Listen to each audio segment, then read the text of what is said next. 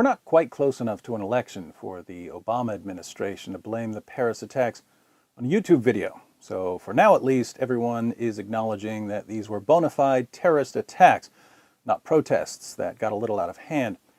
But given that these were terrorist attacks, we still have to ask, what caused these attacks?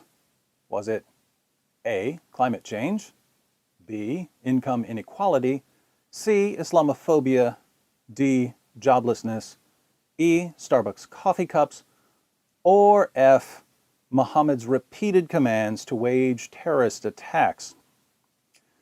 Thanks to the power of social media to spread complete nonsense, we've all been assured that the answer can't have anything to do with Muhammad, because the Quran supposedly declares that if anyone kills a man, it's as if he has killed all mankind.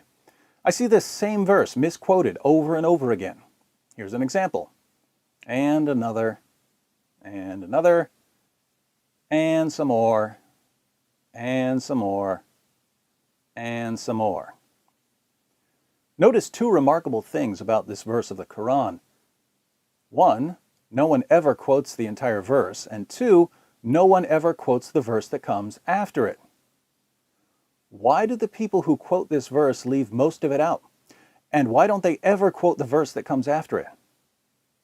It's because if you read the passage without leaving something out, you'll immediately see that it actually commands the sorts of attacks that we just saw in Paris. Let's read chapter 5, verse 32 and see what our friends omitted. Because of that, we ordained for the children of Israel, Allah ordained for the children of Israel that if anyone killed a person not in retaliation of murder or to spread mischief in the land, it would be as if he killed all mankind. And if anyone saved a life, it would be as if he saved the life of all mankind. And indeed, there came to them our messengers with clear proofs, evidences, and signs. Even then, after that, many of them continued to exceed the limits, Halali and Khan add as commentary, e.g. by doing oppression unjustly and exceeding beyond the limits set by Allah by committing the major sins in the land. So the Quran says that this teaching was ordained for the children of Israel, the Jews. In fact, we know exactly where this comes from in the Jewish writings. This verse quotes the Talmud, Mishnah Sanhedrin, chapter 4, which was a popular passage among the Jews of Arabia during Muhammad's time. It's kind of ironic that the most peaceful verse in the entire Quran happens to be a quotation from the Jewish Talmud. In Surah 5, verse 32, Allah explains what was ordained for the Jews. So, what did Allah ordain for Muslims? The answer is found in the very next verse. Surah 5, verse 33 declares, "The recompense of those who wage war against Allah and against His Messenger and do mischief in the land is only that they shall be killed or crucified, or their hands and their feet be cut off from opposite sides, or be exiled from the land. That is their disgrace in this world, and in a great torment is theirs in the hereafter."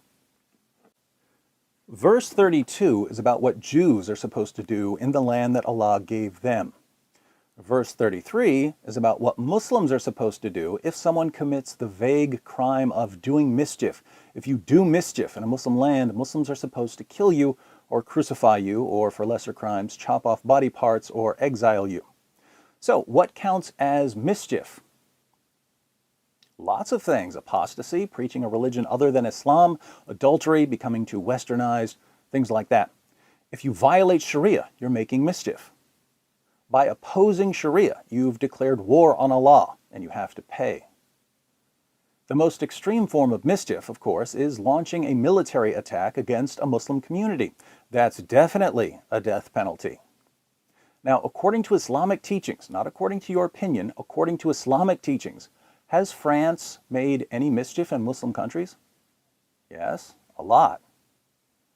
And according to Surah 5, verse 33, what's the penalty for the actions of the French military because of what the French military has done in Muslim lands? Death. So French military personnel are obviously under a death sentence. What about French civilians? Well, in Sunan ibn Majah 2759 and Sahih al-Bukhari 2843, Muhammad said that people who equip soldiers receive the same reward as the soldiers. In other words, it's not just the soldiers who are guilty and deserve death, it's also the people who fund the military, the people who pay the bills so that soldiers can be soldiers. They're just as responsible, according to Muhammad. So, who pays for the French military to make mischief in Muslim countries?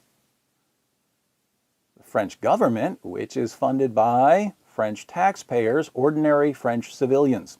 So if the average French civilian is just as responsible for causing problems in Muslim countries as the French soldiers who fight in Muslim countries, what's the penalty? Death. Now think about this. Surah 5, verse 33 of the Quran justifies attacks not only against French military targets, but also against everyone who supports the French military in any way. This verse justifies the terrorist attacks that just killed well over 100 people in Paris. But instead of quoting verse 33, Islam's Western apologists go to the verse before it. They cut out the part about this being a teaching of the children of Israel, a quotation from the Talmud, and they claim that their severely edited, distorted verse, ripped from its context, proves that Islam is a religion of peace and tolerance, and that anyone who does what the very next verse commands is not a true Muslim. Now, what does this sort of misrepresentation and deception ultimately accomplish? It's great for convincing westernized Muslims who don't bother reading the text that their religion condemns terrorist attacks, and it's great for convincing non-Muslims who don't bother reading the text that Islam condemns terrorist attacks.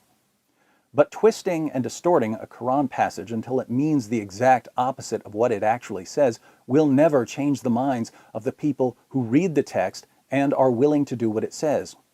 So the only thing these social media campaigns can hope to achieve is to lull us all to sleep until the next terrorist attack, a terrorist attack that's inevitable because we never confront the actual ideology that's been driving these attacks for nearly 14 centuries.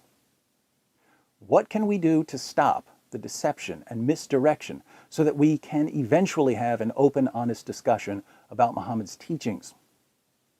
Lots of things, most of them involving a careful study of the Muslim sources. But one easy step is for you to track down tweets and Facebook posts and comments that mislead people about Surah 5, verse 32 of the Quran until people stop misquoting it.